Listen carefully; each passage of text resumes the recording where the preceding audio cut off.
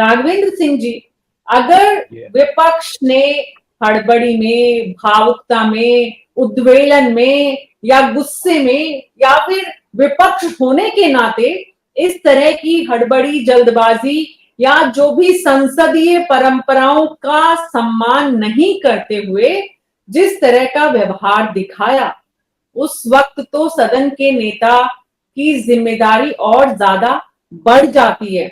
आपको नहीं लगता कि सदन के नेता उस कुर्सी पर बैठकर उस मुद्दे को रिजॉल्व करते तो ज्यादा अच्छा होता, या उन्होंने जो किया उससे एक स्पष्ट संदेश देने का उन्होंने प्रयास किया है ताकि सदन में दोबारा ऐसा ना हो? और क्या ऐसा करने से दोबारा ऐसा नहीं होगा राज्यसभा में? देखिए बीना जी, वास्तविकता यह है, सदन की एक गरिमा होती है, उसके एक नियम कायदे कानून होते हैं, उसके पूछने का एक तरीका होता है। अगर हम नाराज हैं, उद्वेलित हैं, गुस्से में हैं, भावनाओं में हैं, सदन न भावनाओं से चलता है, न गुस्से से न चलता है, न उद्वेलन होने से चलना है। उसकी एक गरिमा होती है, उसका एक सिस्टम होता है। वो अचानक विपक्ष जो है, वास्तविकता ये है कि वो अपने आप की उपस्थिति दर्शाना चाहता था और देश को यह संदेश देना चाहता था कि देश से ज्यादा हम चिंतित हैं, देश से ज्यादा हम नाराज हैं, देश से ज्यादा हम उद्वेलित हैं। वास्तविकता यह है, विपक्ष को सदन की गरिमा का बिल्कुल ख्याल नहीं है। जो हमारे स्पीकर महोदय हैं, उनके स्पीकर की गरिमा का कोई ख्याल नहीं है, और लोकसभा जो देश का सबसे बड़ी पंचायत है, उसकी गरिमा का इन्हें बिल्कुल ख्याल नहीं है। ये लोग जो सदन में है, ये मात्र एक शोर बचाने के लिए आते हैं।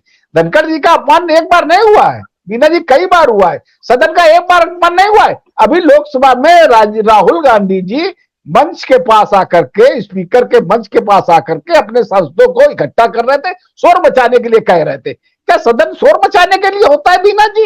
वास्तविकता है, ये लोग जिस तरीके से परिवारवादी लोग हैं, इनको ना सदन की गरिमा का कोई ख्याल है, ना संसद की गरिमा का कोई ख्याल है, ना मंच की कोई गरिमा का ख्याल है। वास्तविकता ये है, ये रचनात्मक विरोध करना ही नहीं जानते हैं। क्या ये विरोध होता है? शोर मचाना विरोध होता है?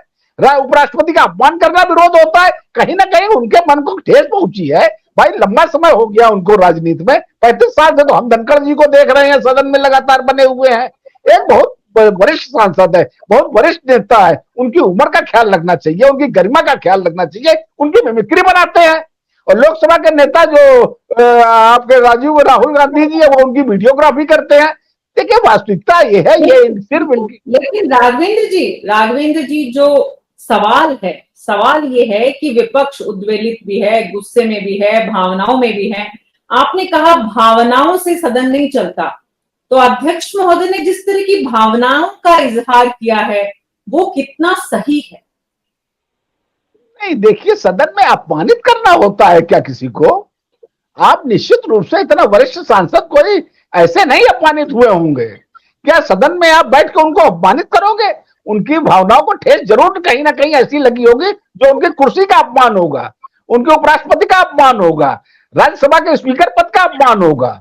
भाई इस प्रकार से नहीं करना चाहिए। इनको रचनात्मक विरोध करना पहले सीखना चाहिए, ट्रेनिंग लेनी चाहिए, कैसे विरोध करना होता है, कैसे सदन की गरिमा का ख्याल रखा जाता है, सदन की कार्रवाई कैसे चलती है, ये इनको सीखना चाहिए पहले अपने वरिष्ठों से। सीखते वगैरह तो है नहीं। अब हमारे मित्र बोल रहे थे, पहले जो सदन के लोग थे वो रात रात भर पढ़ाई करते थे। इनमें से कितने पढ़ाई करते हैं? इनको विषय तक की जानकारी नहीं है। राज्यसभा में कितने सांसद होते हैं वो नहीं पता होगा, लोकसभा में कितने सांसद होते हैं वो नहीं पता होगा, अपने क्षेत्र की आबादी नहीं पता होगी।